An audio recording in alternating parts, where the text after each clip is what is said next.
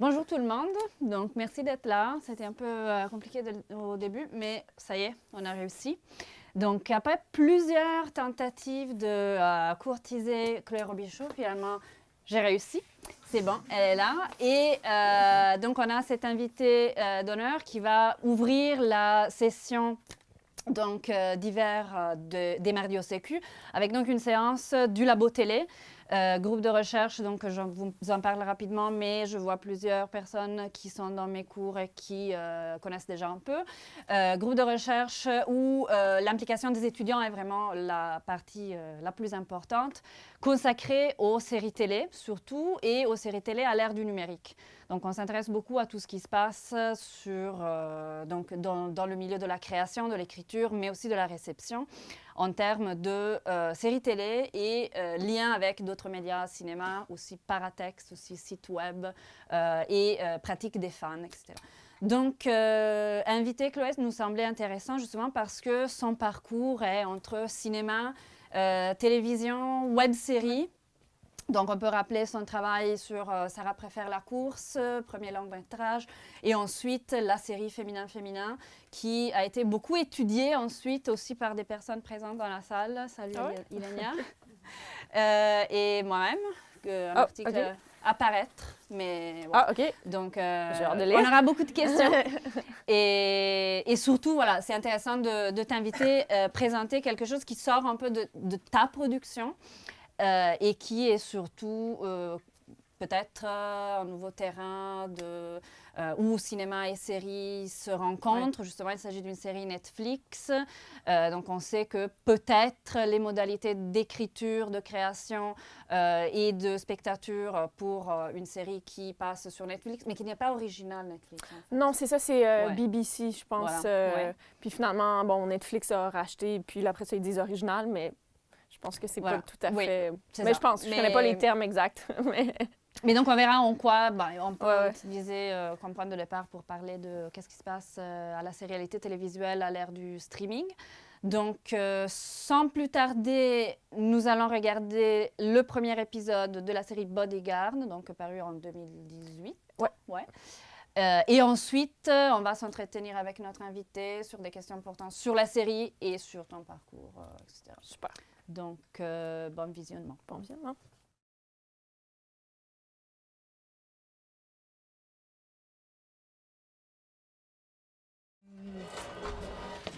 OK. Peut-être nous expliquer d'abord pourquoi tu as choisi cette série. Aussi, parce que je l'avais vu, il faut dire, il n'y a pas si longtemps.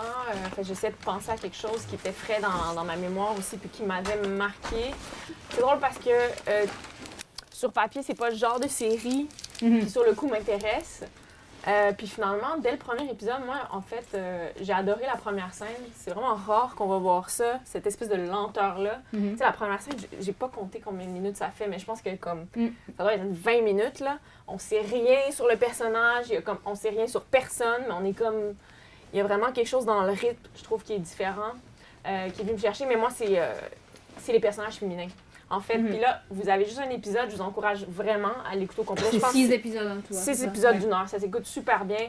Et ben là, vous l'avez vu dans le premier épisode, tous les rôles de pouvoir, ou presque, il y a une femme.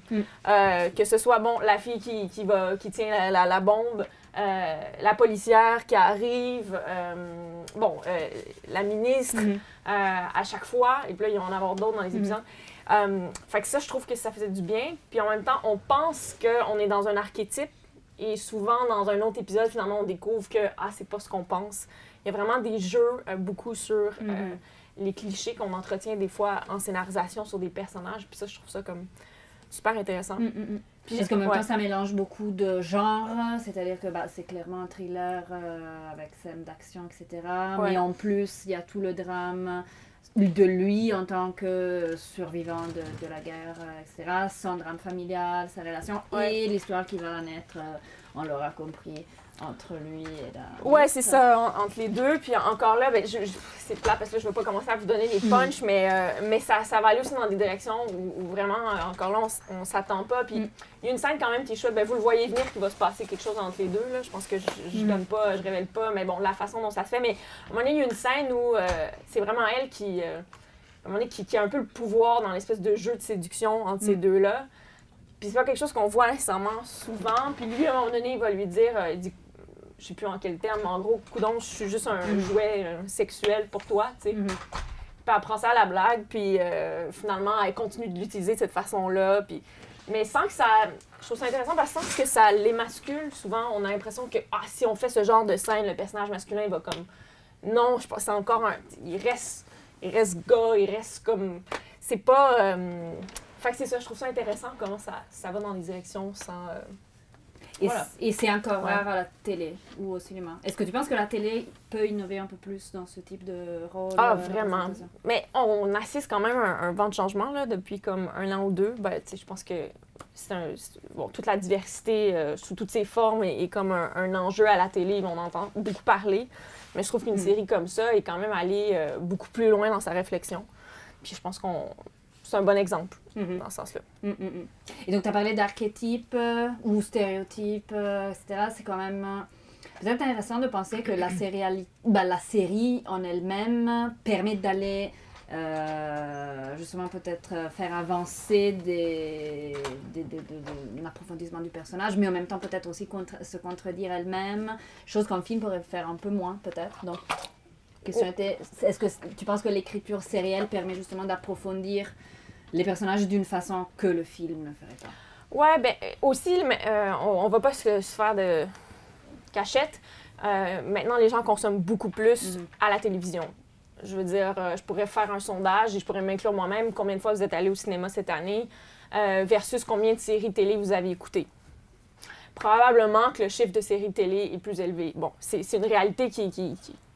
Fait que des séries comme celle-là, qui a priori iraient chercher un public qui est comme « Oh, yeah, suspense », mais qui, en plus du suspense, en plus du thriller d'action qu'on est habitué, va m'amener des thèmes de société, des enjeux, une façon de travailler certains personnages, ben c'est comme si je réussis à passer un certain message social un peu camouflé sous un suspense classique, terrorisme en jeu. Fait que ça, oui, à mon sens, c'est la télé qui peut le faire. Puis c'est une belle façon d'aller chercher un public qu'on ne serait pas allé chercher autrement.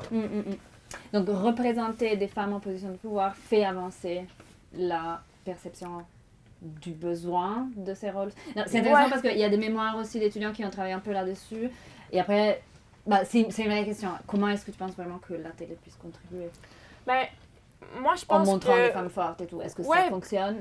Est-ce qu'on peut dire que ça fonctionne? Ben, c'est sûr, je suis pas sociologue, j'ai pas... moi, j'arrive avec un vécu personnel aussi de... On se reconnaît dans la télévision, puis en même temps, c'est comme si on nous dit « Ah, mon Dieu, OK, une femme peut être ministre, une femme de pouvoir. Ah, OK, moi, mettons, petite fille de 12 ans, je regarde ça, et donc, c'est comme de me dire que c'est une possibilité. » Il y a des séries qui ont d'ailleurs été très marquantes pour ça, comme des séries comme Grey's Anatomy, qui nous offrent des rôles sociaux. C'est ça, qu'on nous dit que c'est possible. Bref, fait que moi, je pense que oui. Ça nous permet de... Ouais, voilà, c'est tout. Je vais pas prendre beaucoup de temps. Je vais pas extrapoler trop. Oui. Est-ce qu'on ouvre tout de suite aux questions? Oui. En fait, je sais pas, c'est d'autres, parce que je trouve ça intéressant ce que tu mentionnes au sujet de la représentation des femmes fortes, parce que moi, j'ai juste vu cet épisode maintenant, et je trouve que formellement, la façon que ses réactions à lui sont filmées par rapport aux femmes en position de pouvoir donne l'impression qu'il va se révéler vraiment en crise contre les femmes. Tu sais, il y a quelque chose on dirait qu'il est juste une victime de plein de femmes très fortes. Oui, alors que c'est ça aussi, c'est ça exactement, c'est que souvent on pense comme on pense qu'il va comme se retourner vers elle, mais c'est tout le temps, fait que c'est ça qui est assez intéressant. Puis on dit femme forte, puis pour moi, encore là, c'est un épisode, fait que c'est pour ça que je l'encourage à en avoir plus. Mais forte, ça veut pas juste dire une femme qui est, qui est pas parfaite, mais dans le sens qui incarne la réussite.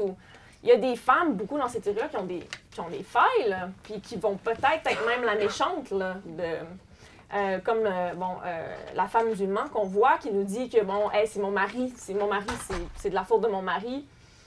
Je laisse la porte ouverte. Est-ce vraiment la faute de son mari ou elle est peut-être vraiment la tête derrière tout ça? Tu sais, c'est comme ces genres de réflexions-là que la série amène. c'est peut-être ça aussi être une femme forte, c'est aussi être une femme qui peut être méchante aussi, pourquoi pas. Fait que voilà, c'est ça une diversité de personnages féminins qui, à mon sens, c'est intéressant. Je dis féminin, mais masculin aussi, là. Je pense que le rôle de Richard Madden est un exemple aussi. On sent aussi toute sa sensibilité, le fait qu'il est bon avec sa femme, où est-ce que ça s'en va, il est blessé par ça. Je trouve que c'est quelque chose qu'on est moins habitué de voir, d'explorer. Encore là, rafraîchissant, je trouve. Et en termes, pour revenir à la question de la longueur que tu as mentionnée, c'est intéressant parce que moi aussi, j'ai trouvé que le rythme est assez spécial, dans le sens où parfois on est habitué à des séries qui, de manière plutôt classique, nous présentent un début, un moment de climax, d'action, un peu où les choses se mettent en place puis se développent rapidement, et une conclusion. Alors que là, en tout cas, en regardant le premier épisode, je n'ai vu... Non, j'ai eu 2 en tout, donc je n'ai pas vu jusqu'à la fin. Je sais qu'il y a un twist à la fin, il y a une fin bizarre. Mais juste dans le premier épisode, il y a quand même...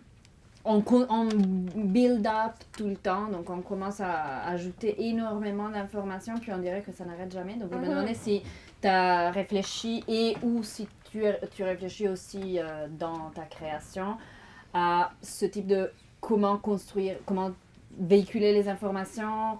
Est-ce qu'un épisode est l'espace où il faut tout donner, ou alors comment est-ce qu'on gère cette question du rythme qui me semble ici sortir un peu de ce à quoi on est habitué? Ben, moi justement, c'est ça qui m'intéresse du fait que j'ai pas analysé en détail, bon, oui, chaque acte de chaque épisode, mais je pense que c'est jamais là où on pense. Des fois, ça va être très très lent avant que vraiment là, il se passe l'élément déclencheur de l'épisode, ou finalement ça se passe tout de suite. Tu sais, on est constamment un peu déstabilisé, puis mais on consomme tellement de télé, ben moi je me dis, y a-t-il vraiment un problème à justement faire une structure qui est un peu différente, tu sais? Fait qu'en ce sens-là, moi je pense que l'exercice est intéressant. Oui, tout à fait. Oui. C'est intéressant de constater, mais j'ai vu toute la série. C'est intéressant de constater que presque tous les liens entre les personnages sont établis dans le premier épisode. Puis tous les liens pour tous les prochains épisodes sont établis. Puis il y en a qui changent, il y en a qui sont différents, mais comme... C'est fou, mais j'ai connu tous les épisodes, genre chacun des épisodes dans une action ou dans un moment ou dans un plan. Genre, puis c'est ça, c'était vraiment intéressant comment ça a été amené. Ouais, moi aussi, parce que c'était la première fois que je le revoyais. Ouais, c'est ça, dans le premier épisode, effectivement, tous les éléments de l'intrigue sont dans le premier épisode sans qu'on s'en rende compte. Mais un coup que tu le sais, t'es là, tout. C'est vraiment fini. Tu sais, c'est fin comment c'est construit. Et c'est pas une série qui est faite pour être consommée en binge-watching, parce que ça passe d'abord donc sur la chaîne BBC, sur la BBC, ouais, exact. Et donc ça a une diffusion tout à fait traditionnelle, semaine après semaine, sur 6 semaines. Donc c'est intéressant peut-être aussi de réfléchir à qu'est-ce qui change dans le fait de vouloir raconter une histoire comme ça, et ou savoir que du coup les spectateurs vont pouvoir tout voir dans des temps gérables, vraiment. Mais c'est vrai que comme là, on a un bon cliffhanger à la fin, là. Bon, on se dit, es-tu vraiment en sécurité? Là, il joue beaucoup là-dessus dans les images finales. C'est sûr que je pense que quand il faut que tu rallies ton public une semaine plus tard, il y a des chances qu'il ait oublié ta série. On sent dans chaque épisode une volonté à la fin de l'épisode de nous garder. Ce qu'on voit moins maintenant, je trouve, dans des séries qui se veulent des séries de binge-watch. Ou des fois, à la fin de l'épisode, je veux dire, bon, il y a un petit punch, mais on dirait qu'ils savent qu'ils nous ont eu. Fait que c'était peut-être la différence que je notais, effectivement. Oui. On dirait au début de l'épisode, on a presque l'impression que c'est un film qu'on est en train de regarder. Et c'est lorsque la scène, lorsque toute l'affaire d'entrain finit, il emmène les enfants chez sa femme. Et après ça, on passe direct au poste qu'on est en train de parler avec sa boss. À ce moment-là, à partir de ce moment-là, on a plus l'impression que c'est un épisode. C'est quoi, tu penses, qui fait la différence entre ces deux parties là de l'épisode? Je pense que souvent on va penser... Il y a une certaine lenteur qui est acceptée au cinéma. Parce que tu achètes ton billet au cinéma, tu t'assois dans la salle, puis bon, en général, il y a des gens qui quittent, là, mais en général, même si le film, finalement, il te plaît pas, tu vas rester. Donc, il y a une lenteur qu'on se permet un petit peu plus dans le cinéma. À la télé, les diffuseurs, et je peux vous le dire, ont extrêmement peur de la lenteur parce que si c'est lent, qu'est-ce qu'on fait? On change, on arrête, on change de poste, ça ne nous intéresse plus. Vite, on peut passer à d'autres choses. Fait que je pense que c'est ça. cette espèce d'affaire-là de dire, moi, je prends une scène, je vais me la faire en 20 minutes. Il y a très peu de musique, c'est plus des effets. Tu sais, il n'y a pas comme une trame musicale qui nous garde. Tu sais, c'est vraiment... ils ont accepté chaque silence. Ça, ben, c'est assez courageux, mais moi, je pense que c'est ça. Je réfléchissais aussi pourquoi la série, en général, me faisait un effet de cinéma. Je pense que c'est toujours caméra à l'épaule. Caméra sur trépied, avec des dollies, il y a des mouvements de caméra, mais ça reste que c'est une caméra qui est comme très stable. Maintenant, en télé, on va beaucoup tourner à l'épaule. Question de budget. En tout cas, pour nous au Québec, vous remarquez que toutes les séries québécoises, ou presque, sont tournées caméra à l'épaule. On n'a pas de temps, fait que ça va plus vite de faire ça comme ça. En cinéma, on peut prendre le temps de cadrer les choses. On voit qu'ici, c'est comme un parti pris qu'ils ont fait de dire « Moi, je vais prendre le temps de... » Il y a une réflexion derrière chaque cadrage. Je pense qu'il y a un peu de ça qui fait cinéma. Non, oui. Excusez, en fait, pour revenir sur ce qui avait été dit sur du coup la représentation de la femme dans la série, je me demandais, on voit du coup beaucoup de personnages féminins très forts, mais pourtant, il y a un paradoxe que je joue un petit peu là-dedans, c'est que pourtant le personnage de David Budd, on le suit vraiment, on suit vraiment que lui, que sa perspective durant toute la série. Donc même si, d'un côté je me dis que ça fait un bon travail en termes de représentation, mais d'un autre côté c'est des représentations qui sont quand même vraiment au second plan par rapport au personnage principal, qui du coup un homme blanc hétéro. Oui, non, ça, je te l'accorde, ça reste l'homme blanc hétéro, comme tu dis. Je pense pas qu'il faut arrêter. À un moment donné aussi, faut pas nécessairement arrêter de faire des séries avec un lead homme blanc hétéro. Là, je veux dire, ça peut continuer d'exister. Moi, j'y vois pas de problème. Par contre, il faut qu'il y ait comme une réflexion par rapport à l'ensemble du casting. Puis je trouve quand même que cette série-là est allée loin. C'est toujours ça de gagner. Vous parliez de la longueur mettons, du cinéma puis de la série télé, mais dans le fond, il y a juste 6 épisodes. Oui, si je ne me trompe pas, Puis c'est va-tu avoir une deuxième saison? Je sais pas si c'est confirmé, Ouais. ça semble Ouais. flotter Ah ouais. dans C'est l'air. toi qui disais ça, Ouais. non? Non, mais je parle pas de la même série. Ah, ok, excuse-moi. Je veux dire, 6 épisodes quand même, c'est mince comme série, fait qu'ils ont misé aussi quand même sur un nombre d'épisodes qui ressemble plutôt à un film. Là. Je dis 6 heures de film, c'est long, Ouais. là, mais ça aurait pu être fait en film, là, je me dis. Ouais. Mais c'est un format qui, en tout cas, moi, je le sens là, depuis un an que les diffuseurs commencent à s'en aller un petit peu plus vers ça. Avant, il y a quelques années, c'était inimaginable là, de dire d'aller essayer de vendre un projet à un diffuseur et de dire regarde, moi j'ai 6 épisodes, ça va s'arrêter là. Non, c'est comme dis-moi comment ça va vivre sur 4, 5 saisons. T'sais, ils voulaient comme rentabiliser un peu leur. Mais là, je pense que c'est un peu avec Netflix, là, une espèce de vent de. On aime découvrir des nouvelles choses. On est quand même une génération de comme. On stanne. C'est vrai, là. On aime l'affaire, mais là, vite, on veut aimer une autre affaire. Fait que je pense que les diffuseurs s'en vont un petit peu dans cette direction. Mais si on veut passer au travers rapidement, là, mettons, je veux dire, moi je suis étudiant, j'irai plus vers cette série-là que passer au travers de How I Met Your Mother au complet. Là. Ouais, exact. 8 saisons ou une, facile de faire ça. Oui, bah, c'est une bonne remarque. En fait, c'est la durée soit de la série au total, soit des épisodes plus courts aussi qui deviennent de plus en plus Parce intéressants. qu'en tout, ça va être Ouais. comme 5h30, j'imagine. Ouais, avec les pauses Ouais. publicitaires de BBC, là. Ouais, j'imagine. Mhm. Oui. Et donc, peut-être pour revenir à ton parcours, comment ça se passe quand tu veux proposer un projet, que ce soit pour le cinéma, pour la télévision, quelles sont un peu les différences dans ce que tu as fait? Ben, c'est sûr qu'au Québec, c'est comme deux mondes, le cinéma et la télé, deux mondes qui se parlent pas vraiment. Moi, je viens du cinéma, j'ai commencé en court-métrage. D'abord, j'étais allée à Concordia en cinéma, à l'INIS après, j'ai fait des cours, puis à un moment donné, ben, c'est ça, j'ai appliqué à la SEDEC, à Téléfilm Canada pour faire la course. Ce qu'on a fait, et puis des fois, je me disais, ben moi, ça m'intéresse, j'aime la télé, tu sais, et je connais un peu à des portes, mais on me disait, ben, toi, tu es une fille de cinéma, qu'est-ce qui me dit que tu es capable de faire la télé? Ben, je disais, ben, je réalise, tu sais. Mais c'était comme deux affaires. Il fallait que je prouve un peu. Puis je l'ai pas fait dans cette idée-là, mais quand j'ai fait Féminin, une série web, on dirait que ça a un peu ouvert les yeux des diffuseurs, producteurs télé. Enfin, OK, tu es capable de faire autre chose. Fait, ce qui m'a amené vers la télé, j'ai fait trop. Saison 1, 2 et 3 bientôt. Fait que c'est ça, j'ai mis un peu le pied là-dedans, mais j'essaie de faire des projets de séries télé qui c'est drôle, mais on parlait de cinéma, mais qui viennent chercher un petit peu plus ce côté-là, en tout cas du mieux qu'on peut, là. Mais ouais. Je sais pas si ça répond. Trop, justement, ça a commencé comme web-série, puis ça s'est retrouvé comme série à la télé. Non? Non. Oui, je sais pas si vous entendez, mais la question c'était si trop c'était prévu pour le... C'est ça. Comme ce changement-là, qu'est-ce que ça implique? Qu'est-ce qui se produit? Qu'est-ce que ça, la différence entre la web-série puis la série? Je sais pas comment, la télé traditionnelle. Ouais, mais trop, c'est spécial parce que les gens pensent que c'était une série web, mais ça a toujours été une série télé. Fait que dans le fond, Radio-Canada l'a vraiment acheté, financé comme une série télé. Mais après, quand ils ont commencé à voir les montages, ils ont un petit peu changé leur stratégie parce qu'ils pensaient que ça allait chercher un public de binge-watch, justement. Fait qu'ils ont dit, nous, on va commencer sur Tout.tv, faire du binge-watch, le mot va se passer, puis ensuite, on va aller à la télé.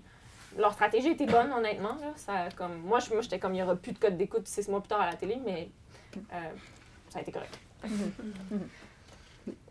Je vais juste comprendre. Le Netflix, là, techniquement, c'est le web. Ouais. Je veux dire, fait que c'est aussi des séries web plus que aussi ici Tout.tv. Là. On peut dire que ici Tout.tv, c'est comme Netflix québécois. Là. Ouais, moi, le mot série web, je suis sur le bord de l'abolir. C'est sûr qu'on peut pas se comparer à d'autres endroits, mais le Québec, on est très fort pour dire série web. Alors, entre vous et moi, c'est une façon de dire série à très petit budget. Mais souvent, moi, là, quand je m'en vais, comme Féminin saison 2, à un moment donné, je leur ai dit, je veux faire des 20 minutes. Si c'est série web, tant qu'à ça, House of Cards, c'est une série web. Tu sais, je veux dire, ça va être écouté sur le même laptop, là.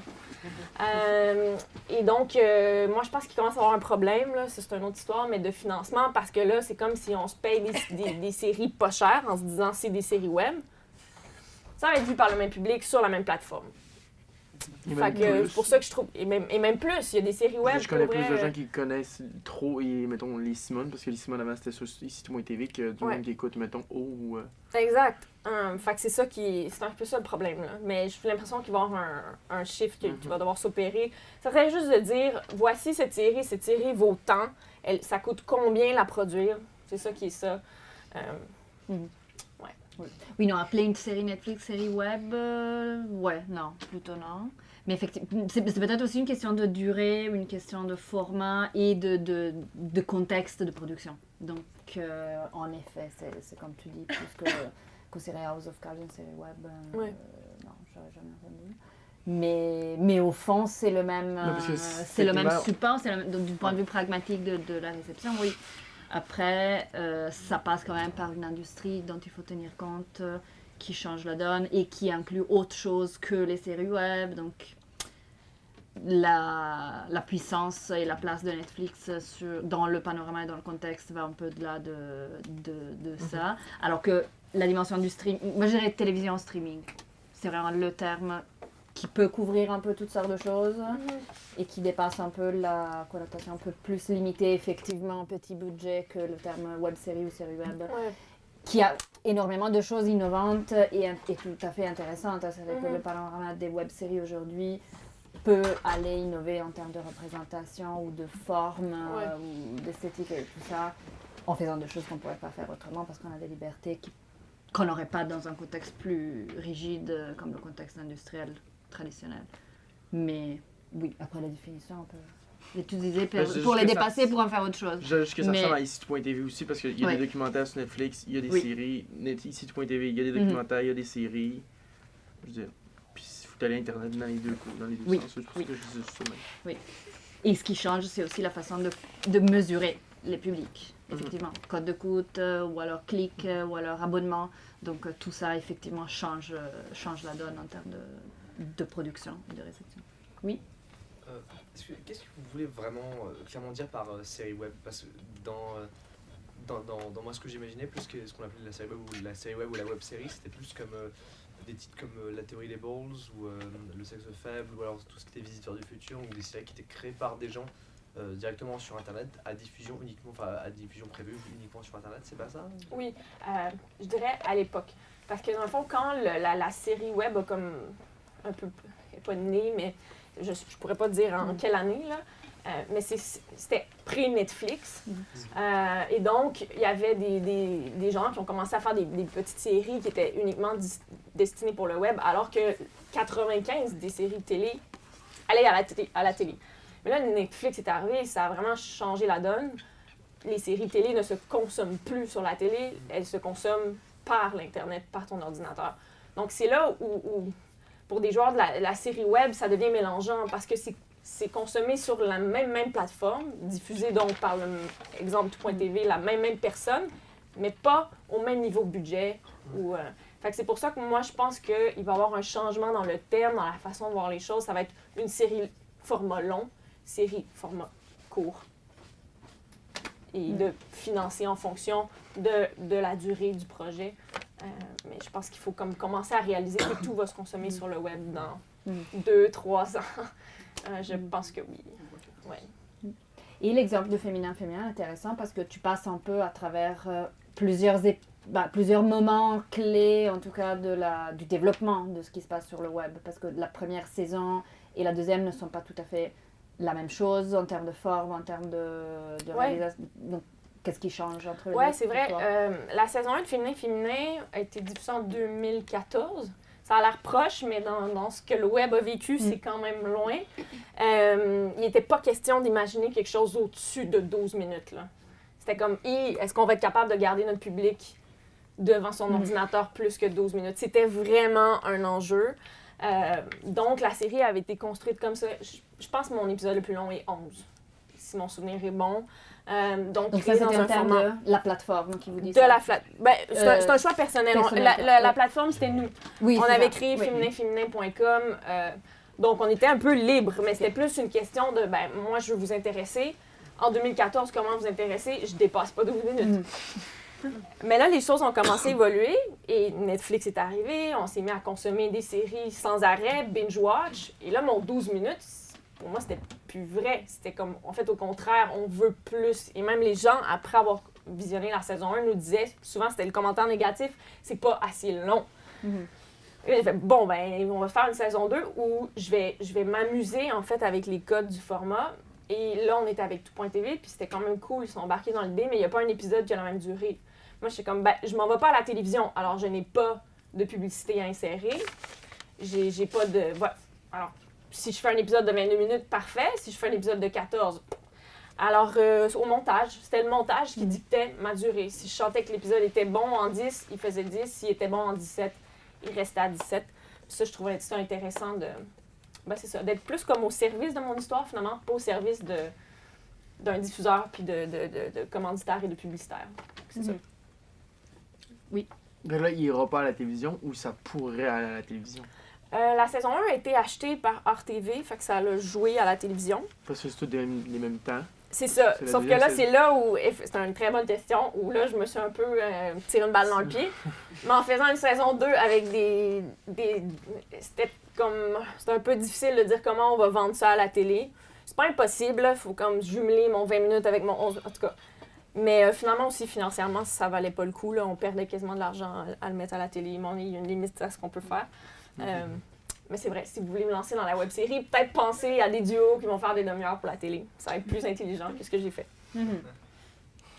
Et le passage entre l'écriture de scénario et la réalisation, comment c'était? Pour Féminin. Parce que tu dis que la durée après a décidé au montage, et je me demandais si dans l'écriture du scénario, il y avait des parties donc, qui ont été coupées, ou si... moi j'adore la série web, là, utilisons encore le terme en ce moment. Pour ça, j'ai pas vraiment de censure à faire ou de coupe. J'étais vraiment dans une écriture qui était super libre. C'est un beau format d'exploration. Et tu disais, quand on s'en va pas à la télé, qu'on n'est pas dans un diffuseur public, en plus, comme Radio-Canada, j'ai personne pour me dire, hey, cette scène-là de sexualité, par exemple, non, je peux pas mettre ça à 7 heures le soir, il y a des enfants qui regardent. Donc, le web nous permet d'aller un petit peu plus loin dans ce qu'on fait, puis ça, j'aime beaucoup ça. Fait qu'au scénario, je dirais que non, je me suis pas... je sais pas, je me suis laissée libre et je pensais déjà à comment je voulais réaliser. Donc, vous avez coécrit le scénario? Non, j'ai écrit toute seule. Tu l'as écrit toute... OK, ouais. Oui, OK. Ouais. Pour les deux saisons? Pour les 2 saisons, OK. ouais. OK. D'autres... Oui. Puis, est-ce que Féminin, c'est inspiré d'histoires personnelles, histoires de tes amis, histoires que tu as entendues, que tu voulais partager aux autres par ça? Oui, c'est assez... tu sais, je pourrais pas vous dire ça m'est arrivé exactement. Mais oui, c'est beaucoup d'anecdotes vécues ou que mes amis ont vécues. C'est très, très proche de moi. Et ça se voulait comme ça. Puis, en même temps, dans la saison 2, j'ai élargi un petit peu plus parce que je pense du fait que, pour moi, la saison 1 se voulait un peu une réflexion sur mon entourage. Je sais qu'en quelque part, ça n'a pas réussi à rejoindre tout le monde. T'sais. En même temps, une série ne pourra jamais rejoindre tout le monde. Mais ce côté-là un peu personnel était peut-être avait mis une certaine limite à mon travail. Fait que dans la saison 2, je pense que j'ai voulu peut-être aller un petit peu plus loin. Mais voilà, mon objectif pour moi, c'était avec Féminin de parler de l'homosexualité au féminin ou de la bisexualité, et là dans la saison 3, de la transsexualité aussi, mais transgenre et tout, d'un œil positif. De dire, ça va aller. En gros, là, oui, tout le monde vit ses enjeux, puis comme... Mais au final, de dire un peu, hey, comme ça peut être cool, être gay. Moi, quand j'étais jeune, puis je regardais des films ou des séries qui avaient des personnages gays, souvent, on vivait beaucoup d'homophobie, se suicidait, ou... C'est correct d'en parler, là, c'est une réalité, mais j'avais envie d'amener une image qui... Tu regardes ça et tu dis, OK, moi, je vais être correct, là, j'ai vraiment le goût même d'être gay, ça a l'air vraiment le fun. Il y a des gens qui m'ont dit ça, qui regardaient la série, étaient comme, j'ai vraiment le goût d'être lesbienne. Bon, ben, OK, parfait. Vas-y, essaye. Fait que c'était ça. Donc quand tu dis les gens, c'est parce que tu avais des fans qui t'écrivaient sur les réseaux sociaux. Comment ça se fait? Est-ce que vous avez, toi et la productrice, un contact avec des communautés de fans, des communautés en particulier? Comment ça se fait? Ouais, ben le projet a été comme parti par Let's Spread the Word, qui est une organisation, comment décrire, qui fait énormément de choses maintenant, mais qui est très active sur les médias sociaux. Donc on reçoit, c'est sûr qu'on recevait beaucoup de commentaires, bon, pas bon, peu importe, mais les gens nous écrivent, tu sais. Et encore là, c'est ça qui est intéressant avec la série web, c'est que on est connecté par le web, justement. T'sais, mes films, je sais pas trop ce que les gens en pensent, sauf si je suis allée à des Q&A ou il y a comme ce rapport-là où les gens ont acheté leurs billets, puis voilà, c'est rare qu'ils sont allés écrire sur Twitter « Hey, pays, telle affaire », bon, pas vraiment, là, t'sais. Bon, et je ne vérifie pas non plus sur Twitter qu'est-ce qu'ils disent sur pays, mon film, mais bon, c'est ça. Et tu t'es inspiré aussi de ce que les fans ont écrit ou de ce que les gens ont... Ça a été un gros questionnement à un moment donné, comme scénariste, quand tu fais de la série télé, jusqu'où je m'adapte aux commentaires du spectateur. Est-ce une bonne chose de le faire? Est-ce que je suis en train de ne pas m'écouter, de ne pas me respecter? Ou en fait, c'est aussi me respecter que d'être à l'écoute de l'autre et de... Fait que j'ai essayé de trouver un juste milieu, mais oui, j'ai adapté mon écriture en fonction de commentaires que je trouvais constructifs sur la série. Ouais. Oui, c'est intéressant la question, la question de la représentation positive en termes, peut-être encore, comme on disait tout à l'heure, de ces femmes qui inspirent les spectateurs et tout. Je me demandais si aussi tu avais eu certaines envies d'aller plus loin en termes de peut-être représenter des choses difficiles à représenter ou des choses qui peut-être pourraient ne pas être positives, et si ça a été un élément de création ou d'inspiration aussi, ou de... je sais pas, qui est peut-être allé avec cette volonté et cette mission. Oui, c'est sûr que, par exemple, dans la saison 2, il y a un personnage qui n'est pas out auprès de sa famille, puis le coming out se passe pas nécessairement facilement. Fait que ça, c'était quelque chose pour la saison 1, on dirait que je voulais pas aborder, parce que je me disais, tout le monde sait que faire son coming out à ses parents, dans le cliché qu'on se fait d'être gay, ça va être difficile. C'est souvent le cas. Mais on dirait que je voulais pas toucher à ça, tu sais, mais à un moment donné, c'est une réalité, ça reste une réalité qui est vécue par des gens, qu'on me parle fréquemment. Pourquoi je l'aborderais pas, tu sais? C'est pas obligé de tout être rose non plus. Fait que ça, c'est un des enjeux que je suis allée chercher, là. Il y avait une question? Pour avoir travaillé autant dans le monde de la télévision puis du cinéma, c'est à quel moment dans ton processus de création que tu sais si tu vas être dans le monde du cinéma ou de la télévision? Est-ce que c'est avant de commencer à écrire? Est-ce que c'est à un moment donné ton histoire, ça force un des deux? Ouais, c'est une bonne question. Alors, on dirait que ça dépend de tes... Bon, premièrement, de tes objectifs. Comme une série comme Féminin, en tout cas en 2014, je pense que ça aurait été utopique de penser qu'une série avec que des personnages lesbiens allait être prise par une grande chaîne de télévision. J'aurais voulu. C'est pas la réalité. Ou s'il l'aurait fait, il l'aurait fait probablement avec une certaine censure qui, moi, ne me plaisait pas. Donc, sachant ça, sachant que je voulais me donner toute la liberté du monde, le web, c'était la meilleure place. L'autre chose que le web me donnait, c'est que je mettais la série sur Vimeo, puis le lendemain, c'était partout à travers le monde. Une femme gay qui avait envie d'écouter Féminin en Australie pouvait le faire. Si je vends mon projet à la télévision, moi, je viens de donner mes droits, et ils vont, eux, après ça, peut-être le vendre à d'autres territoires, mais ça m'appartient plus. Fait que, donc là, dans ce sens-là, j'avais un objectif de visibilité, de rayonnement, pas pour moi.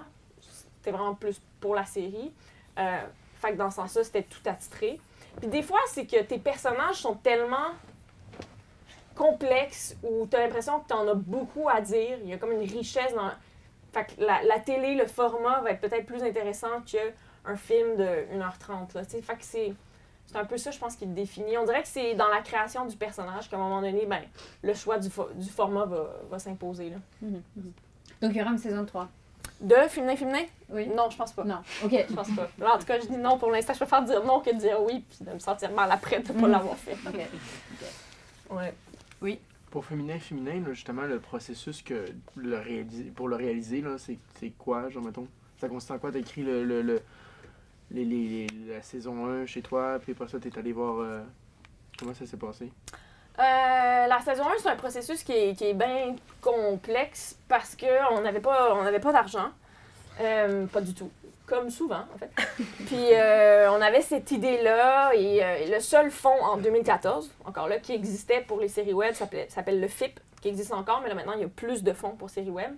Et le FIP nous a dit non. Fait qu'un coup que le FIP te dit non, ben il nous restait plus vraiment d'options. Fait qu'on a fait un peu une levée de fonds crowdfunding pour financer un pilote. Fait qu'on s'est dit, on va juste tourner un épisode, puis je vais mettre le paquet dans l'épisode. Et avec mes sous, j'ai payé... Je sais même plus si c'est mes sous, en tout cas, les sous de quelqu'un en production. En tout cas, on a mis de l'argent dedans. On a même acheté les droits d'une chanson qui était comme la chanson pop de l'heure du moment, parce qu'on voulait faire comme bang, tire. Et on s'est dit, on lance le pilote, puis on va essayer de générer une attention quelconque par rapport à ça, puis si ça marche, ben trouver du financement pour faire la saison complète. C'est ça qu'on a fait. Le pilote a comme vraiment, vraiment bien fonctionné. Je me souviens plus des chiffres, mais aujourd'hui, je pense qu'on est à 2 millions de views. Puis je vous dis ça, puis ça n'a pas vraiment fonctionné parce qu'on n'a pas vraiment eu l'argent. Anyway, un peu quand même des commanditaires et tout. Puis finalement, on a juste décidé d'investir de notre argent pour tourner la série. Puis on se croisait les doigts de pouvoir la vendre. Que ce soit à des sites spécialisés ou des choses comme ça pour retrouver un retour sur notre investissement. Aujourd'hui, 4 ans plus tard, je peux vous dire qu'on est sur le point de retrouver notre argent. Mais c'est comme ça que ça s'est financé. Fait que ça prend un... Je suis pas en train de vous dire, si vous voulez faire de la série télé, mettez comme tout votre argent dedans. Je pense... Je sais pas, vos parents, quoi, vous êtes pas à l'âge que je dise vos parents, là, mais genre, seraient peut-être pas contents de mes leçons de vie, là. Mais au début, c'est un petit peu comme ça que ça fonctionne. Je veux pas d'essayer de donner un peu beaucoup de soi, puis ça peut être payant à la fin. Mais ça a été ça. Puis saison 2, ben là, on était vraiment en partenariat avec Tout.tv. Donc l'argent est venu de Téléfilm Canada, de Tout.tv. Là, c'était comme plus un financement qui était construit, là. Quelles autres séries dans le panorama actuel te semblent bien représenter ces personnages que toi aussi t'as représentés? Comme des personnages de femmes lesbiennes. Ou personnages trans ou autres. Puisqu'on en a beaucoup et même de plus en plus, donc je me demandais si t'as des exemples qui t'ont inspiré ou que tu regardes en ce moment. Ou qui pourraient inspirer. Ouais. C'est pas une question facile. Okay. C'est comme... Ben non, mais on dirait qu'il y a beaucoup Puis t'as été un peu surpris de voir que dans cette série, il s'agit pas du tout de ces thèmes-là. Ouais, t'étais surprise, tu dis? Un peu, ouais. Ah ouais. Non, mais je regarde pas juste des choses lesbiennes. Non, mais c'est plus, on dirait, au cinéma qu'il y a des films que j'ai beaucoup aimés, comme Disobedience. Je sais pas si vous avez vu ça. C'est disponible sur Netflix, je pense. Un très beau film entre deux femmes juives assidiques qui sont en amour ensemble depuis très longtemps puis peuvent pas vivre leur amour. C'est vraiment très beau. Fait que ouais, je pense que je l'ai plus trouvé au cinéma. Sinon, pour vrai, c'est mon péché depuis 15 ans, mais j'écoute Grey's Anatomy chaque semaine. Et pour vrai, je veux dire, des fois, scénaristiquement, c'est terrible, mais et tous les personnages sont au moins morts 4 fois, mais il y a une représentation, comme je vous en parlais tantôt, qui est vraiment bien. Et les personnages homosexuels, je sais pas, viennent me chercher, il y a comme quand même quelque chose de réaliste, étrangement, dans tout ce soap.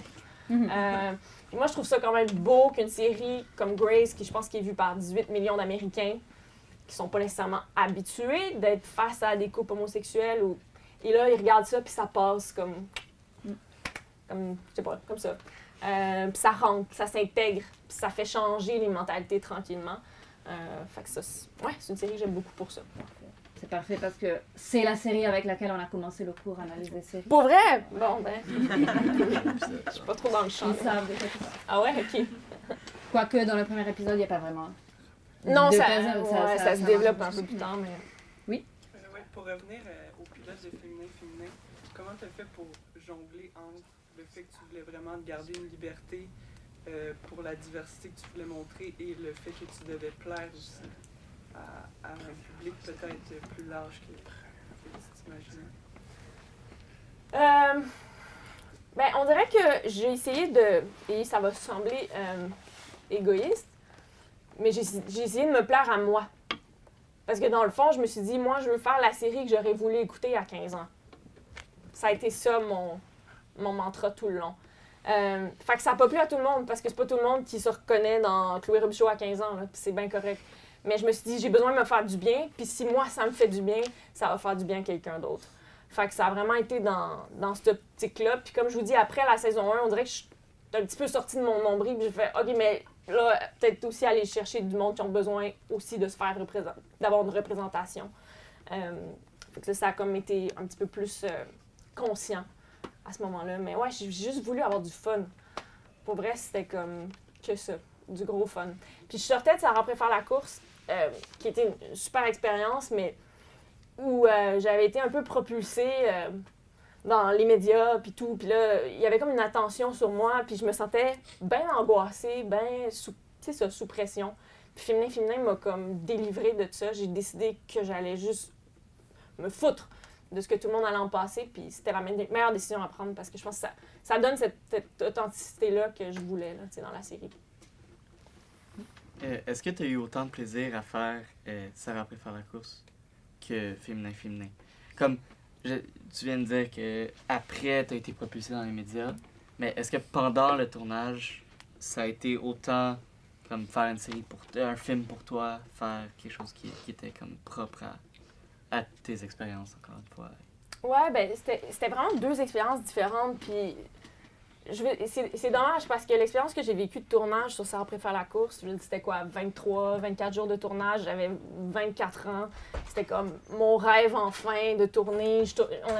On commençait le film dans ma ville natale, à Cap-Rouge, à Québec, fait qu'il y avait comme quelque chose que je pense que je vais chercher toute ma vie, là. J'avoue, je fais pas de drogue, mais tu sais, le fameux, genre, tu recherches ton premier... J'ai l'impression que je vais chercher ça toute ma vie, là. Je le trouverai probablement jamais pour que j'accepte, mais fait que si jamais vous faites un film, quand vous faites votre premier film, savourez-le comme à fond, parce que ça reviendra pas. Le premier, ça reste le premier. Tandis que Féminin, il y avait, c'est ça, je pense que c'était vraiment un côté, pas une révolte, mais un peu, aussi les gens, quand Sarah préfère la course est sortie, ce qui était en 2013, encore là, c'est proche, mais c'est tellement loin. Les gens trouvaient Sarah froide, puis c'était bizarre, un personnage féminin qui parle pas, qui est pas sexy, qui est pas... C'était comme... Aujourd'hui, on la regarderait, puis c'est comme, ben ouais, là, c'est normal. C'est fou. Fait que j'étais un peu, pas blessée, mais il y avait comme quelque chose, je faisais, pourquoi on peut pas présenter cette fille-là, tu sais, puis ces commentaires-là que j'avais reçus m'avaient... Et Féminin, c'était comme, ah ouais, ben tiens, moi, je vais m'amuser, là, tu sais, il y avait comme... C'était une révolte, un peu. Je devais rien à personne, ça me faisait vraiment du bien. Est-ce que tu as l'impression que le format de la web-série te permet davantage ce genre de révolte par rapport au cinéma? Oui. De toutes mes expériences que j'ai eues, mais oui et non. On est vraiment chanceux au Québec parce que comment notre système, le cinéma fonctionne, j'ai mon director's cut. Je veux dire, il n'y a personne qui va me dire « enlève ce plan, tu n'as pas le choix ».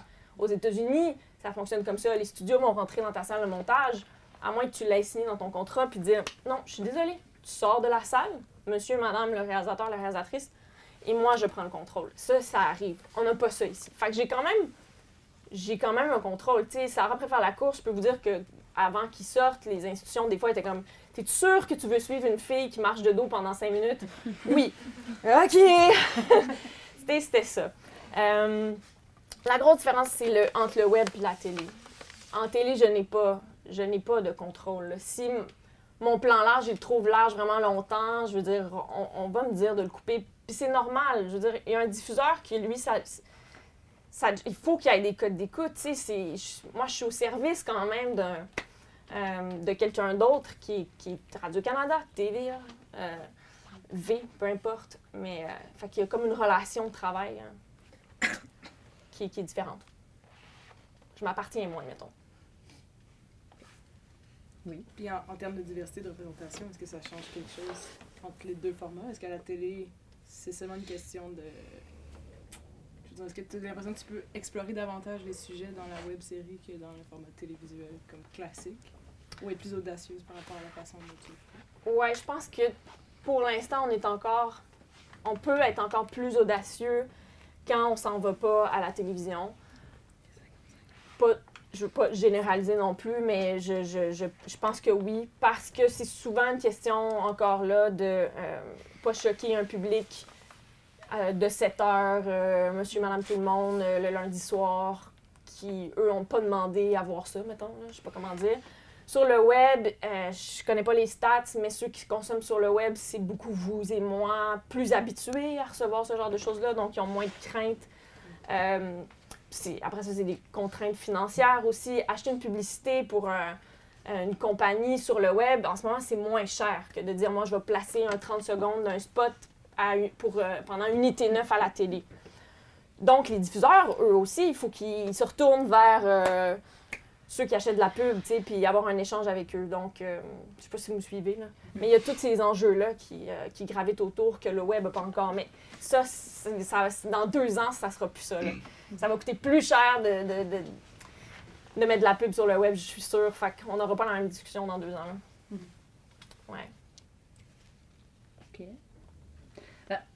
Peut-être on peut s'arrêter... Non, oui? Autre question? Non? Ouais.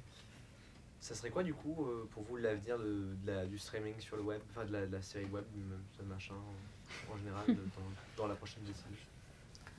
Ouais. Oui, c'est pas, je demande pas une divination, mais plus un sentiment de comment on verra où ça va aller. Est-ce qu'on peut répéter la question? Ouais. C'est la question, en fond, c'est quoi l'avenir de la série web pour les 10 prochaines années, selon moi? Quelle direction ça va pencher? Ben, moi, je pense qu'on est déjà en train de le vivre, mais ça va juste être ça fois 10, fois 20, mais le web va juste devenir un portail d'une multiplicité de formats. Je pense, comme je disais, on va arrêter nécessairement de les mettre dans des cases, comme on est tanné des cases sur bien d'autres choses dans la vie. Je pense qu'on va juste consommer quelque chose parce que le sujet vient nous chercher. Fait qu'on va voir, comme on en voit actuellement, Netflix produit du long métrage, mais après ça, on va quasiment se dire, mais écoutons, c'est quoi la différence entre un film d'1h30, d'une mini-série de 3 heures, ou de 6 heures, ou de... Rendu là, raconte-moi une bonne histoire, raconte-la à la bonne façon. Je pense que c'est ça l'avenir, en fait. Ça va être juste des formats différents qui se chevauchent sur une même plateforme. Mais j'espère vraiment que le cinéma va continuer de vivre, ça, si je peux le dire. Là. Si vous pouvez continuer d'aller acheter votre billet de cinéma, d'aller voir un bon film sur un grand écran, c'est quand même une expérience importante, je pense. Je veux quand même encourager ça. Ou des séries sur grand écran. Oui, exact. Ça arrive aussi. Mm-hmm. C'était cool de regarder ça sur grand écran quand même. Ouais. Vraiment. D'autres questions pour terminer? Oui? Merci Colette pour votre réponse. Et moi j'ai une question. J'ai trouvé intéressant ce que vous disiez par rapport au milieu du travail et en particulier le fait qu'apparemment vous avez eu beaucoup plus de difficultés à entrer dans la télévision parce que vous étiez considérée une fille de cinéma, alors que normalement on entend beaucoup dire qu'au cinéma il y a plus d'argent, donc pour les femmes c'est plus difficile. C'est pour ça qu'elles font beaucoup plus de documentaires ou voilà, des séries télé. Et donc je me demandais, par rapport à votre expérience, quelle est la relation avec les autres réalisatrices voilà, dans le milieu de la télévision et du cinéma. Oui. Ma relation avec les autres réalisatrices? Oui. Qu'est-ce que vous voyez? Qu'est-ce que vous pensez? Est-ce ouais. que parce qu'on a beaucoup parlé de représentation à l'écran, mais... Derrière, oui. Oui, quelle est la question du milieu industriel? Oui, ça, c'est un enjeu tellement important, en fait, la représentation derrière la caméra. Et elle demeure un peu stagnante, je trouve. Autant je vous dis, moi j'ai l'impression qu'à l'écran, là, il y a comme un boom, une explosion. Derrière, ça demeure vraiment difficile. Ou, je vais être bien honnête, moi, ce que j'entends, des fois, on va venir m'approcher pour me dire, OK, ben on a besoin d'une réalisatrice femme. Et là, je suis sous le bord. Et ça, vous ne mettrez pas ça sur la pub sur YouTube, s'il vous plaît. Mais je suis sur le bord de dire, ben non, s'il vous plaît, venez me chercher et dites-moi que c'est parce que vous trouvez que j'ai du talent.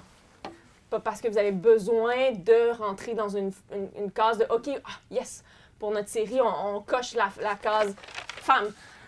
Je pense que, je sais que c'est fait avec beaucoup de volonté, de bonne foi, mais pour moi, ça ne fait qu'augmenter l'ostracisation.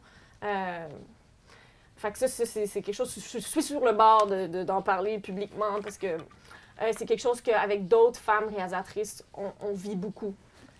On est comme contente en même temps parce qu'on fait, on commence à nous offrir du travail, mais on dit, c'est plus là, on vient-tu nous chercher pour les bonnes raisons? Et qu'est-ce qu'une bonne raison? Ce serait un autre enjeu. Donc, mais je pense qu'on est dans une phase de transition.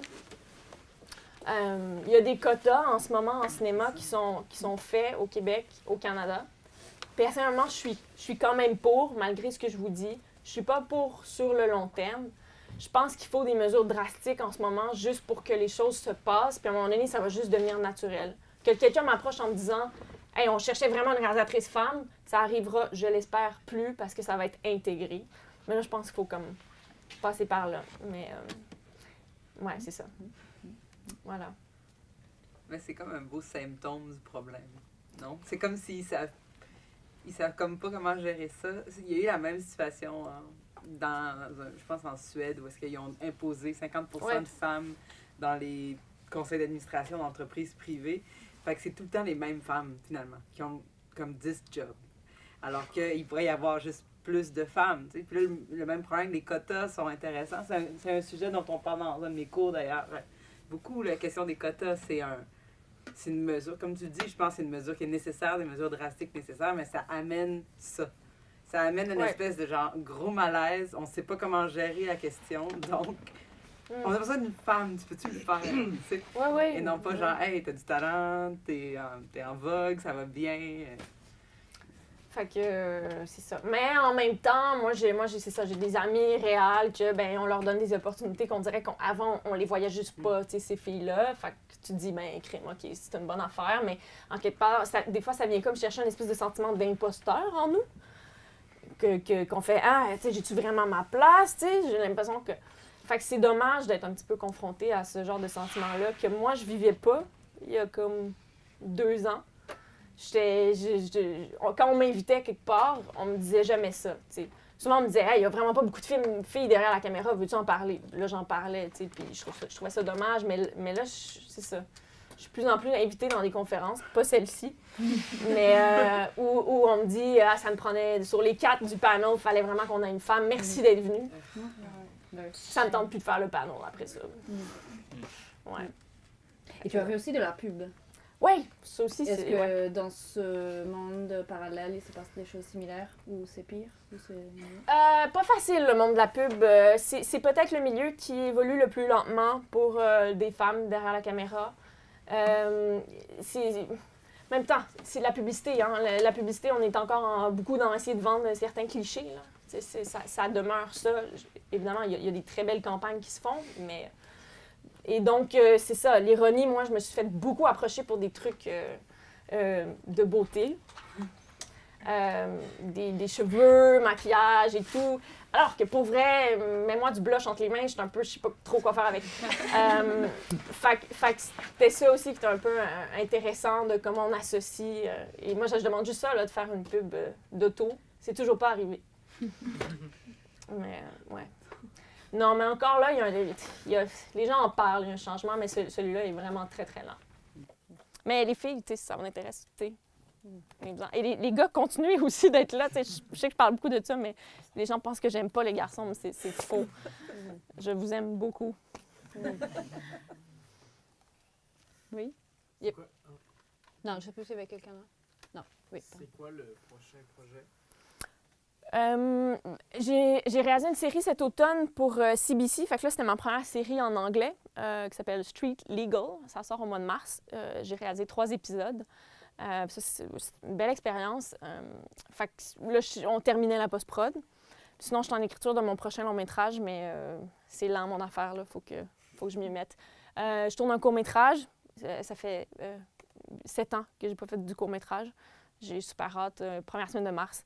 Puis, c'est ça, là. Ah, Trop, saison 3. Ça s'en vient de tournage bientôt. C'est pas mal ça. Ouais. Pas super occupé. OK. Ouais. Ben, bon courage. Merci, à vous autres aussi.